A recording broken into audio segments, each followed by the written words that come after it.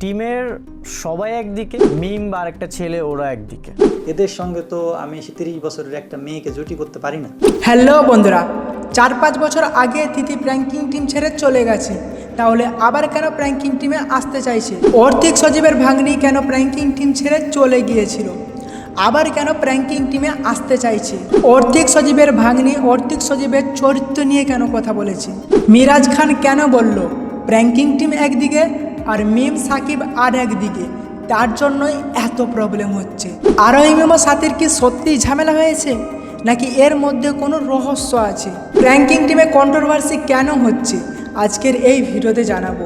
এই কয়েক মিনিটের ভিডিওটি দেখলে সমস্ত কিছু বুঝতে পারবে, তাই সম্পূর্ণ ভিডিওটি না টেনে দেখতে থাকো। আমি আসমান, তোমরা দেখছো আসমান শট। তো চলো বেশি বকবক না করে আজকের এই ভিডিওটি শুরু করা যাক। সবার প্রথমেই বলি তোমাদেরকে, তিথি কেন প্র্যাঙ্কিং টিম থেকে বাদ হয়ে গিয়েছিল। প্র্যাঙ্কিং টিম থেকে কিন্তু তিথিকে বাদ দেওয়া হয়নি। তিথির হঠাৎ বিয়ে ঠিক হয়ে গিয়েছিল, আর তার শ্বশুরবাড়ির লোক চাইছিল না যে তিথি মিডিয়াতে থাকুক, তাই তিথি নিজের ইচ্ছাতে প্র্যাঙ্কিং টিম ছেড়ে চলে গিয়েছিল। তিথি যখন প্র্যাঙ্কিং টিম বা মিডিয়া ছেড়ে দেয়, তখন একটি নাটকের অর্ধেকটা শুটিংও হয়ে গিয়েছিল। অর্থিক সজীব তখন বলেছিল এই শুটিংটা কমপ্লিট করে দাও, তখন তিথি বলেছিল না ভাই, আমি আর পারবো না। তোমরা এবার অনেকে ভাবছো 4-5 বছর পর কেন তিথি আবার প্র্যাঙ্কিং টিমে ফিরে আসতে চাইছে। তো তিথির এখন ডিভোর্স হয়ে গেছে, তাই তিথি এখন প্র্যাঙ্কিং টিমে আবার আসতে চাইছে। অর্থিক সজীব তিথিকে বলেছিল স্কুল গ্যাং সিজন 3 নিয়ে আসবো, আর স্কুল গ্যাং সিজন 3 ভালো একটা তোমাকে ক্যারেক্টার দেবো, সেই ক্যারেক্টারে তুমি থাকবে। সেখানে যদি তোকে আমি একটা রোল দিই, তোকে নতুন করে আবার চিনবে। সাথী জানতে পেরেছে স্কুল গ্যাং সিজন 3-তে তিথি থাকবে। তিথির আর সাথীর মধ্যে কি না কি ঝামেলা হয়েছে। অর্থিক সজীবের কাছে তিথি রাগ ঝাড়ছে, এর রাগ এর কাছে ঝাড়ছে। বুঝতেই তো পারছো, মেয়ে মানুষের বুদ্ধি হাঁটুর নিচে থাকে। ওদের মধ্যে কি হয়েছে না তুমি জানো, না আমি জানি। তিথি তখন অর্থিক সজীবকে ফোন করে বলে সাথীর জন্য তুমি আমাকে স্কুল গ্যাং সিজন 3-তে রাখবে না। তখন অর্থিক সজীব বলে যে না, তুমি থাকবে, আমি বলেছি মানে স্কুল গ্যাং সিজন 3-তে তুমি থাকবে। যে তুমি হচ্ছে সাথীর জন্য আমার নিবানা টিমে। তখন তিথি অর্থিক সজীবের কোনো কথাই শুনেনি, যা তা বলে ফোন কেটে দেয়। তারপর মিডিয়াতে আসে অর্থিক সজীবের নামে, সাথীর নামে যা তা বলে বেড়াচ্ছে। মিরাজ খান সময় টিভির এক ইন্টারভিউতে বলে টিমের সবাই একদিকে আর মিম আর সাকিব সিদ্দিক আর একদিকে। টিমের সবাই একদিকে, মিম বা আরেকটা ছেলে ওরা একদিকে। আবার মিরাজ খান বলে শুধু টিমের পরিবেশ নষ্ট হবে বলে আমি কোনো ঝামেলা করিনি।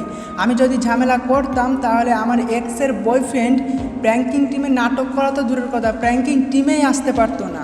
দেখা যেত যে আমার এক্সের বয়ফ্রেন্ড উত্তরাতেই ঢুকতে পারতো। আবার বলে আমরা যারা যারা স্কুল গ্যাং সিরিজটাতে আছি, আমাদের মধ্যে কারো কোনো ঝামেলা নাই। যারা স্কুল গ্যাং সিজন 3-তে আছে তার মধ্যে কোনো ঝামেলা নেই। এখন কথা হচ্ছে অর্থিক সজীবের ভাগ্নি কেন প্র্যাঙ্কিং টিম থেকে বেরিয়ে গিয়েছিল। অর্থিক সজীবের ভাগ্নি এক ইন্টারভিউতে বলে আমি প্র্যাঙ্কিং টিম থেকে বেরোইনি, আমাকে প্র্যাঙ্কিং টিম থেকে বাই করে দিয়েছিল। অর্থিক সজীবের ভাগ্নি এও বলে কেন বাই করে দিয়েছিল সেটা আমি তখন জানতাম না, তবে এখন মনে হচ্ছে অর্থিক সজীবের সাথে সায়লা সাথীর অবৈধ সম্পর্কের জন্য আমাকে প্র্যাঙ্কিং টিমে কাজ করার জন্য ডাকতো না। তাহলে তোর সাথীকে কেন বাদ দিতে সমস্যা? কেন বলেছে, কারণ তাদের জমি জায়গার লেগে একটু ঝামেলা হয়েছে, আর সেই ঝামেলার জন্য অর্থিক সজীবের ভাগ্নি অর্থিক সজীবকে যা কিছু হেল্প করেছিল প্র্যাঙ্কিং টিমের শুরুর দিকে, সেই শুরুর দিকে যে হেল্পগুলো করেছিল সেই হেল্পগুলো এখন মিডিয়াতে এসে বলছে। যখন জানতে পারে তিথি আবার প্র্যাঙ্কিং টিমে জয়েন করবে, তখন অর্থিক সজীবের ভাগ্নি বলে আমিও প্র্যাঙ্কিং টিমে জয়েন করব। আমিও তো প্র্যাঙ্কিং টিমের শুরুর দিকে অনেক কষ্ট করেছি, অনেক খেটেছি, অনেক হেল্প করেছি, তাহলে আমাকে কেন নায়িকা বানানো হয়নি? আমি এখন মিরাজ খানের নায়িকা হতে চাই, মিরাজের নায়িকা হইতে চাই। আমি বলছি ভাই, এটা পসিবল না। তখন অর্থিক সজীব বলে একটা 30 বছরের মেয়ের সাথে আমি একটা অল্প বয়সের ছেলের কিভাবে জুটি করতে পারি? সেই জন্য অর্থিক সজীবের ভাগ্নি প্র্যাঙ্কিং টিমের নামে বদনাম করছে। আরএমএমের সাথে কি সায়লার সাথে ঝামেলা হয়েছে? তো না, আরএমএমের সাথে সায়লার সাথে তেমন কোনো ঝামেলা হয়নি, একটু আধটু হয়তো ঝামেলা হয়েছে। স্কুল গান সিজন 3-তে আরএমএম ও সায়লার সাথীর একসাথে অভিনয় দেখতে পাবে। স্বাভাবিক, একটা ফ্যামিলিতে এরকম হয়। এবার তোমরা অনেকে ভাবছো সামনে স্কুল গান সিজন 3 আসছে, তাই প্রমোশনের জন্য এইভাবে কন্ট্রোভার্সি করা হয়েছে, কিন্তু না, অর্থিক সজীবের চরিত্র নিয়ে প্রমোশন করবে না। চারিত্রিক কোনো বিষয় তুলে নিয়ে তো প্রমোশন হইতে পারে না।